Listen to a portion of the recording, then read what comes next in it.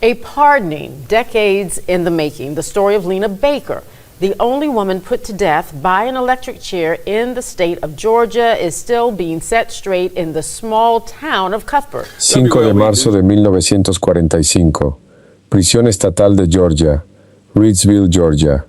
Una mujer negra de 44 años fue sujetada a una silla eléctrica. Sus manos permanecían firmes. Su voz no temblaba.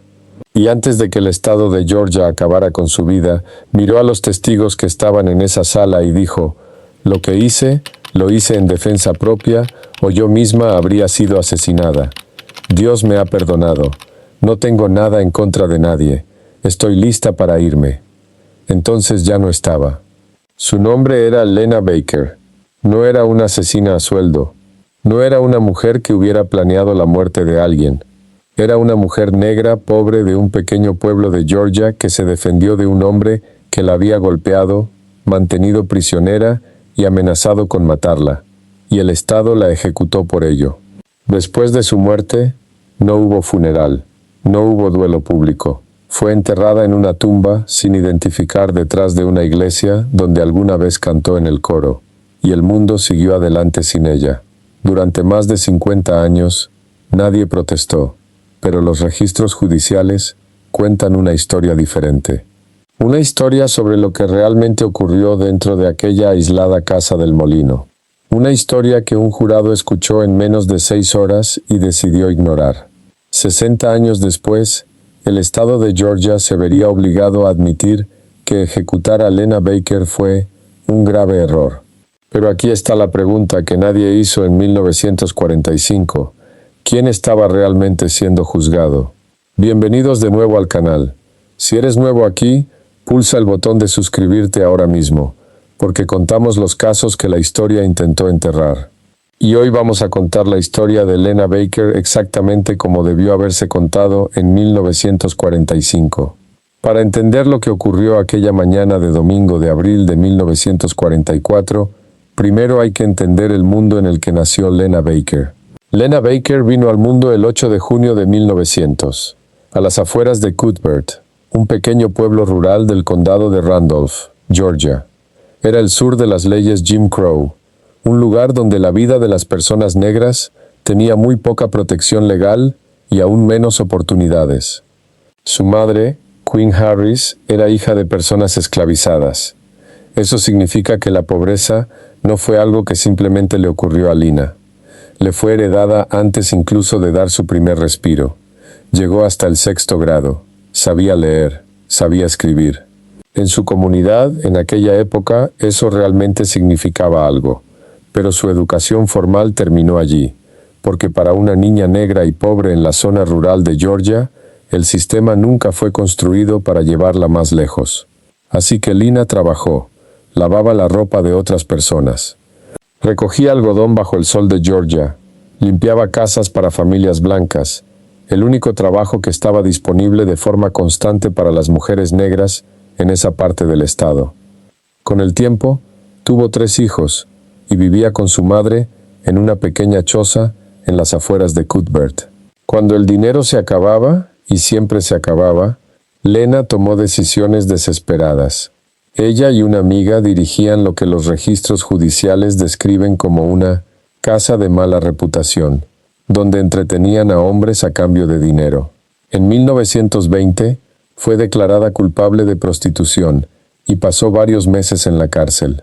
Eso no era un defecto de carácter.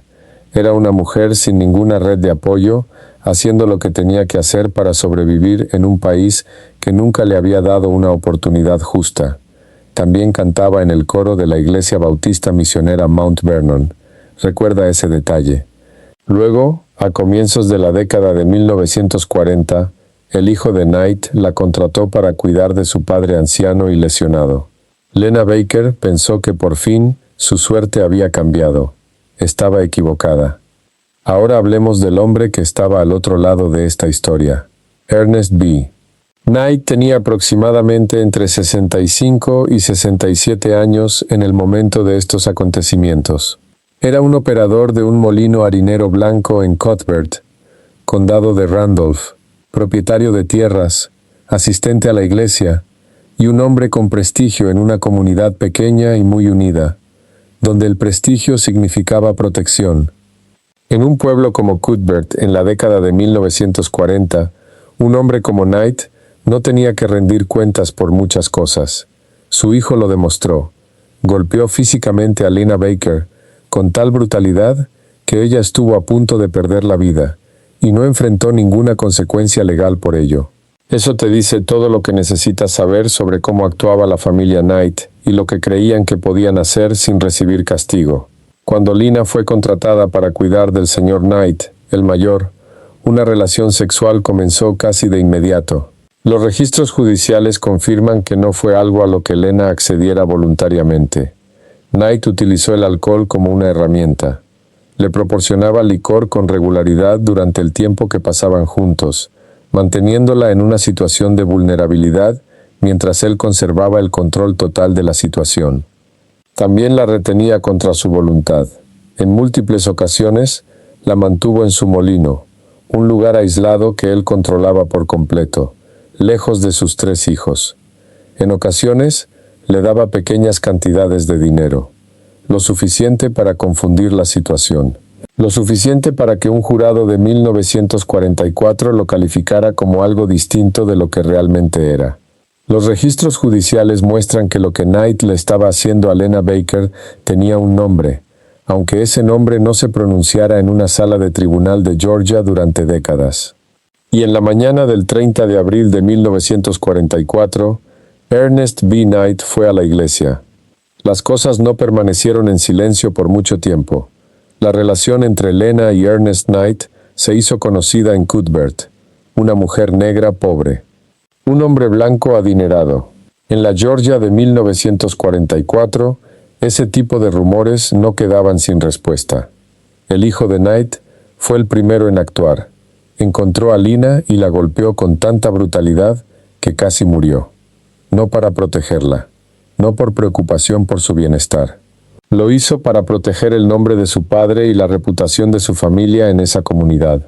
Después de esa golpiza, Lena quedó aterrorizada.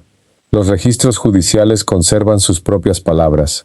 Declaró que tenía miedo de volver a ver a Ernest Knight, después de lo que su hijo le había hecho. Pero su miedo no le importó a Knight. De todos modos, apareció en la puerta de su casa. No le preguntó. Le exigió que fuera con él al molino, el mismo lugar aislado donde antes ya la había retenido contra su voluntad. Lena le preguntó si tenía licor. Él tenía alcohol casero. Ella le dijo que prefería whisky. Él metió la mano en el bolsillo, le dio 50 centavos y le dijo que se reuniera con él allí más tarde, como si aquello fuera un acuerdo normal, como si fueran 2 personas tomando una decisión libre. No lo eran. Este patrón llevaba meses repitiéndose, Knight exigiendo, Lena obedeciendo bajo presión. Pequeñas cantidades de dinero cambiando de manos para hacer que la coerción pareciera otra cosa completamente distinta. Nadie en Cuthbert intervino, ninguna autoridad actuó. Lena no tenía a quién denunciar esto, ni tenía motivos para creer que alguien la habría escuchado aunque lo hubiera hecho. Lo que ocurrió cuando Lena llegó a ese molino la noche del 29 de abril fue algo que el jurado escuchó y decidió ignorar. Aquí es donde este caso es diferente de casi cualquier otra historia de crímenes reales que escucharás. No hubo cómplices. No hubo sicarios a sueldo. No hubo reuniones secretas. No hubo un plan coordinado. Los registros judiciales no muestran ninguna prueba de premeditación por parte de Lena Baker. Ella no consiguió un arma con anticipación. No reclutó a nadie. No planeó la muerte de Ernest Knight. Lo que existía, en cambio, era una mujer sin ningún recurso legal, sin alguien que la defendiera y sin ninguna forma de escapar. Si hubo alguna planificación en este caso, y la hubo, pertenecía por completo a Ernest Knight. Él planeó asistir a la iglesia la mañana del 30 de abril de 1944. Y antes de irse, planeó encerrar a Lena Baker dentro de su molino. Se llevó la llave, y con ella le quitó su libertad. Cuando regresó, llevó la cena y media pinta de whisky. Eso no fue un acto de bondad. Era el mismo patrón que había mantenido durante meses. Mantenerla encerrada, mantenerla sometida, impedir que se fuera. La gente de Cuthbert sabía el control que Knight tenía sobre Lena, y ni una sola persona se presentó en el juicio para hablar en su favor. El abogado que le asignó el tribunal no llamó a ningún testigo de la defensa, ninguno. Esa decisión, o mejor dicho, ese fracaso, le costaría la vida a Lena Baker. Si estás viendo esto y estás tan impactado como yo en este momento, pulsa el botón de me gusta y ayuda a que esta historia llegue a más personas. El nombre de Lena Baker merece ser conocido. Ahora veamos qué fue lo que realmente ocurrió dentro de ese molino. Sábado 29 de abril de 1944, tarde. Ernest Knight llegó a la puerta de Lena Baker. No vino a pedir, vino a exigir. Quería que ella fuera al molino. Los registros judiciales confirman que Lena le dijo que tenía miedo de ir. Esas fueron sus palabras exactas. Tenía miedo de ir al molino. Knight solo tenía licor casero en el molino. Lena le dijo que prefería whisky. Él sacó 50 centavos, se los entregó y le dijo que comprara un poco y se reuniera con él allí más tarde. Ella fue. Sábado por la noche. Lena llegó al molino. Bebieron el whisky juntos. Luego Lena pidió irse a casa. Sus hijos la estaban esperando. Los registros judiciales documentan que lo pidió más de una vez. No estaba siendo difícil. Era una madre que quería volver con sus hijos. La respuesta de Knight, según su testimonio, fue esta: haz lo que te digo o te mataré. Ella se quedó. No tenía una opción real. Domingo por la mañana, 30 de abril de 1944. Ernest Knight se levantó y fue a la iglesia. Antes de salir por la puerta, encerró a Lena Baker dentro del molino. Se llevó la llave con él. Ella estaba sola, encerrada, sin llave, sin libertad, sin nadie en Cuthbert que supiera exactamente dónde estaba. Domingo por la tarde. Knight regresó. Llevó la cena y media pinta de whisky. Lena volvió a pedir que la dejara ir. Quería regresar a casa con sus hijos. Knight llevó la mano hacia su pistola. Lo que siguió fue un forcejeo físico. Los dos lucharon por el arma. Lena, de 1,63 m de estatura y aproximadamente 61 kilos de peso, logró quitarle la pistola. Knight se movió hacia la puerta. Según el testimonio de Lena, mientras se movía, intentó agarrar una barra de hierro. Ella disparó una vez. La bala alcanzó a Knight en la cabeza, detrás de la oreja izquierda. Ernest B. Knight murió dentro de su propio molino. Lena salió caminando. No hubo ningún plan, ninguna ruta de escape, ninguna celebración. Solo una mujer que más tarde le diría al tribunal: creo que me habría matado si no hubiera hecho lo que hice. No hubo testigos dentro de aquel molino. No había servicios de emergencia a los que llamar. Solo Lena Baker y la decisión que tomó para seguir con vida. En el juicio, los fiscales presentaron un argumento clave. Los testigos declararon que no se encontró ninguna barra de hierro en la escena. Ese único detalle fue todo lo que el jurado necesitó, y lo utilizaron para enviarla a la silla eléctrica. Lena Baker fue arrestada poco después de la muerte de Ernest Knight. No hubo una larga búsqueda, ninguna investigación profunda sobre lo que realmente había estado ocurriendo dentro de ese molino durante meses. Nadie se sentó a preguntarle a Lena Baker qué le había hecho Knight. Nadie documentó los abusos. Nadie revisó el patrón de confinamiento, amenazas y permanencias forzadas que los registros judiciales revelarían más tarde. La versión de los hechos quedó fijada en cuestión de horas. Una mujer negra había matado a un hombre blanco. En Cuthbert, Georgia, en 1944, esa era la única parte de la historia que importaba. La familia de Knight no enfrentó ningún escrutinio legal, ni siquiera su hijo, el mismo hombre que golpeó a Lena con tanta brutalidad que estuvo a punto de morir. Nunca fue interrogado. Nunca fue acusado. Nunca rindió cuentas por nada.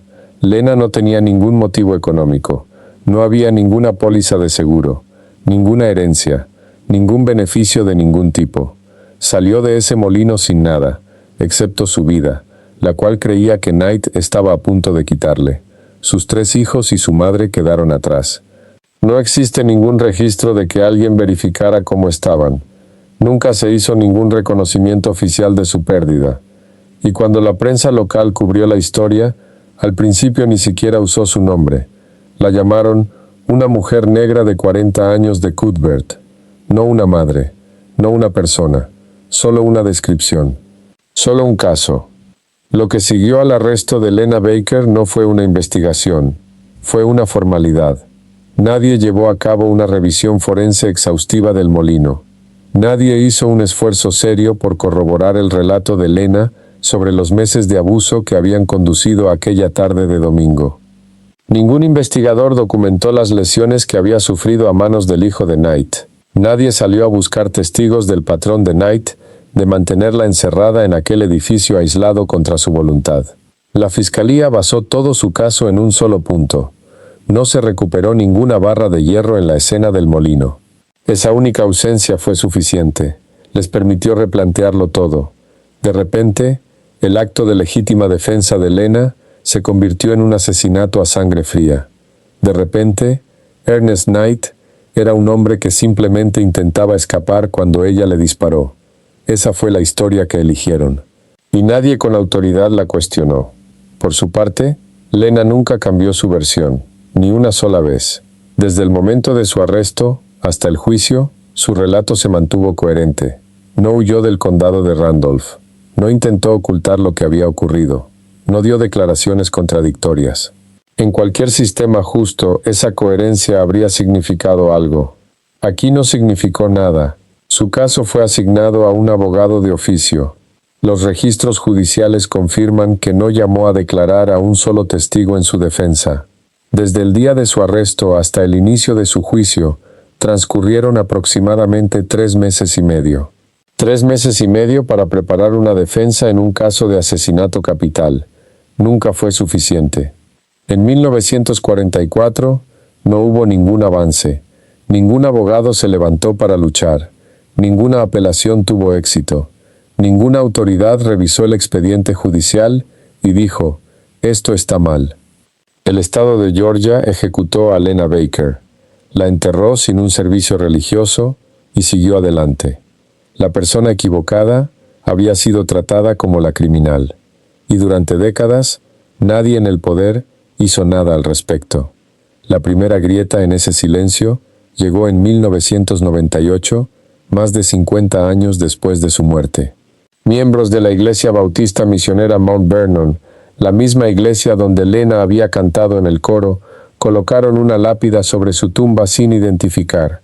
Era una lápida sencilla, pero fue el primer acto público de homenaje que recibió.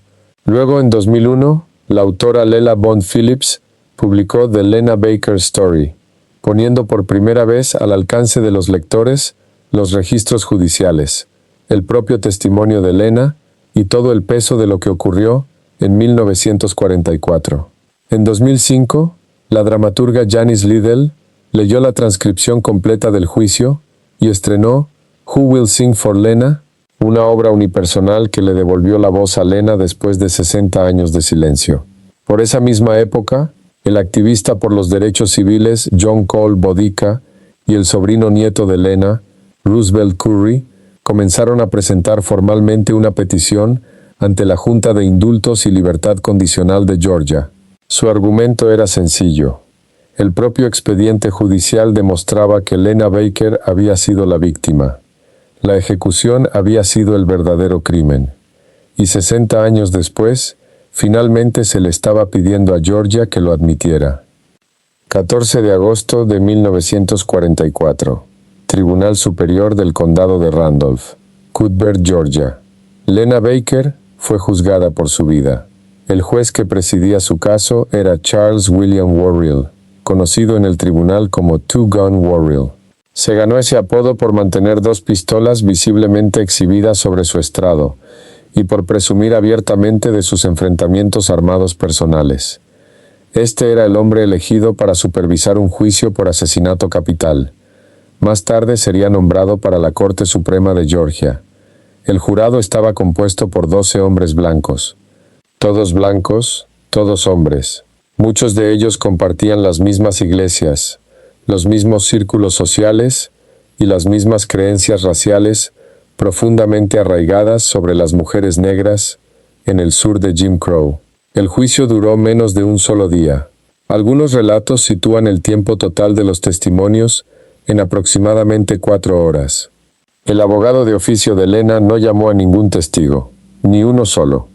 La única defensa que escuchó el jurado fue la propia declaración no juramentada de Lena, lo que significaba que tenía menos peso legal que un testimonio bajo juramento y no podía ser sometida adecuadamente a un contrainterrogatorio.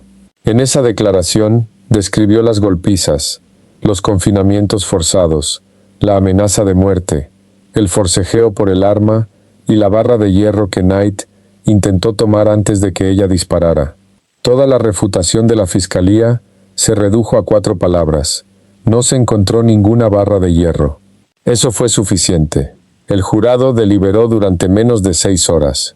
Su veredicto fue culpable, y no hizo ninguna recomendación de clemencia. Según la ley de Georgia en ese momento, esa ausencia no era un tecnicismo.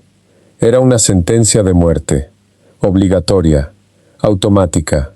El juez Worrell condenó a Lena Baker a morir en la silla eléctrica de Georgia, una máquina que el estado llamaba Old Sparky. El gobernador Ellis Arnold concedió una prórroga de 60 días, dando tiempo a la Junta de Indultos y Libertad Condicional para revisar el caso. En enero de 1945, la Junta negó la clemencia, sin explicación, sin misericordia, sin una segunda revisión. Décadas después, el fiscal de distrito de Cuthbert, Charles Ferguson, declaró claramente que este caso no cumpliría hoy con los requisitos para la pena capital y que muy probablemente ni siquiera habría sido acusado de asesinato. 23 de febrero de 1945. Lena Baker llegó a la prisión estatal de Reidsville, el hogar de Old Sparky. Ese mismo día, le tomaron una fotografía policial. Es la única fotografía conocida de ella que existe. En ella, lleva un pañuelo atado debajo de la barbilla. Tiene la cabeza ligeramente inclinada hacia la izquierda. Un reflejo de la luz de la cámara cae sobre su rostro, ocultando sus ojos. Sujetado a su pecho hay un número, 11.279. Para el estado de Georgia, ya no era Lena Baker, era un número. No había un pabellón exclusivo para mujeres en Reidsville. Fue ubicada en la sección de hombres de la prisión y trasladada a una celda de aislamiento cerca de la cámara de ejecución, solo unos días antes de su muerte. No fue la primera persona en sentarse en esa silla. Entre 1924 y 1980, Old Sparky ejecutó a 418 personas en Georgia. De las 441 personas ejecutadas en la silla eléctrica hasta 2001, el 83% eran negras.